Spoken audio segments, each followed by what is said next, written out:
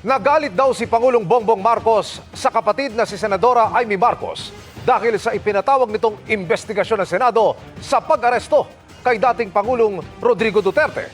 Ayon yan sa Senadora na gusto man daw makausap sana ang kapatid hindi magawa dahil marami raw humakarang. Sa inilabas na findings ng komite ng Senadora, nalabag daw ang mga karapatan ng dating Pangulo. Nakatutok si Mav Gonzales. Matagal na kami hindi masyado nag-uusap, maraming humaharang, matagal na. Nakikita ko lang pag public events. Paglilinaw yan ni Senadora Amy Marcos nang tanungin kung nasira ang relasyon nila ng kapatid na si Pangulong Bongbong Marcos dahil sa investigasyon ng kanyang komite sa pag-aresto kay dating Pangulong Rodrigo Duterte.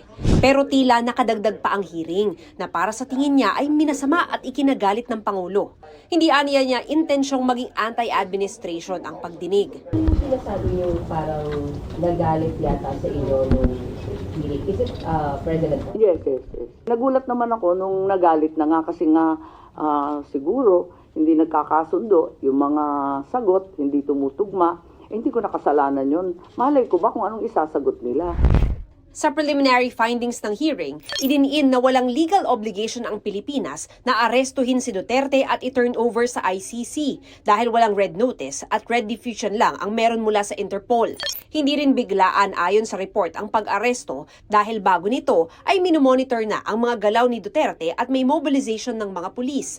May mga pahayag din aniya ang gobyerno kaugnay sa posibleng pag-aresto kung may request ang ICC sa Interpol. Maliwanag para sa komite na nalabag ang mga karapatan ni Duterte dahil inaresto ng walang warrant of arrest mula sa local court o utos na dalhin siya sa abroad.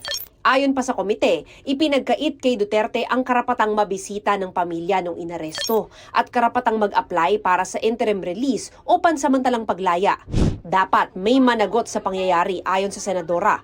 Mahalaga raw mailabas ang rekomendasyon ng komite lalo't maaaring may mga susunod na arrest warrant pang i-issue ang ICC. Kinakailangan mabunyag na lahat ng pagkakamali at wag na kailanman maulit. Kung kinakailangan paltan yung polisiya, yung batas, tignan na natin at magkasundo tayo.